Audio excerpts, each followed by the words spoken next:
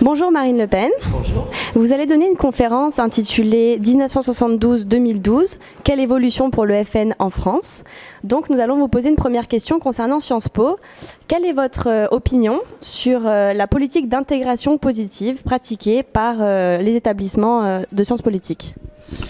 Écoutez, moi je pense qu'il y a une discrimination sociale dans notre pays. Par conséquent, je me suis toujours opposé à la politique qui a été menée, notamment par l'ancien président de Sciences Po Paris, qui visait à créer une discrimination positive pour des raisons bien souvent ethniques ou culturelles, alors même que je crois qu'une des très grandes discriminations en France, c'est celle qui frappe les classes populaires, et notamment les fils d'ouvriers, les fils d'agriculteurs, qu'on a du mal, de plus en plus de mal à trouver dans les grandes écoles. Donc j'aurais bien aimé qu'il y ait une politique menée plutôt en ce sens. Merci. Concernant l'actualité marseillaise, quelles sont les mesures que vous prendriez pour lutter contre l'immigration et la présence des Roms en France ? Bon, d'abord, c'est pas au niveau d'une ville qu'on règle un problème comme l'immigration.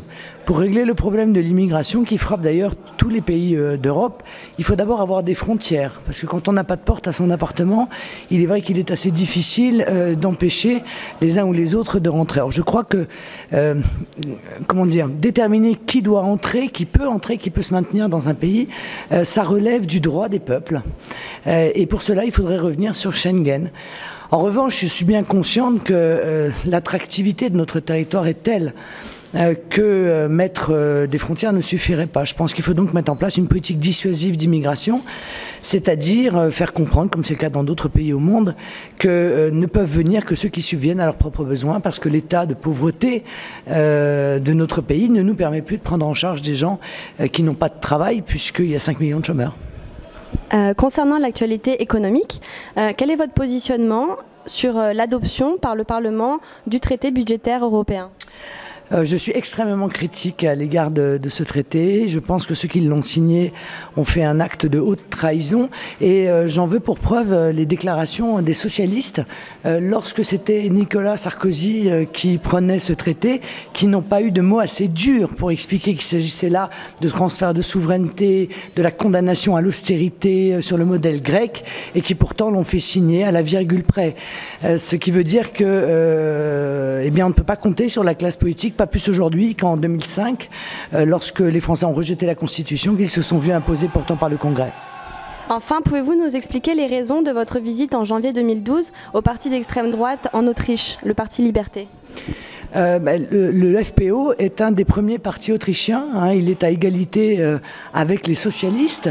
C'est un parti qui est présenté ici comme un parti d'extrême droite, mais je crois que c'est une volonté en réalité d'apposer une étiquette infamante. La réalité, c'est que c'est un parti patriote, eurosceptique, ça c'est sûr, qui est conscient des difficultés posées par l'immigration, mais dont le coprésident de l'Assemblée est du FPO. Enfin, je veux dire, c'est un parti qui est complètement intégré en Autriche, qui fait évidemment l'objet d'accusations diverses et variées, et même de violences de la part de l'extrême gauche, mais comme ici. Quelle est votre réaction en ce qui concerne les étudiants de Sciences Po qui sont en train de manifester dehors contre votre venue Que pensez-vous ? Si vous voulez, j'ai du mal à comprendre la démarche. Je veux dire, s'ils veulent qu'on discute, s'ils sont en désaccord avec moi, mais il fallait s'inscrire. Il fallait qu'ils prennent la parole et on aurait discuté. Et on aurait opposé nos arguments. Parce que, encore une fois, c'est ça le processus démocratique. C'est pas de manifester contre une conférence. Ça n'a pas de sens. Bon. Donc, or, j'ai le sentiment que y a un problème d'acquisition du sens démocratique dans notre pays.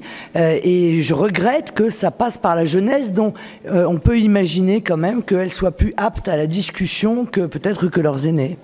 Je vous remercie, Marine Le Pen.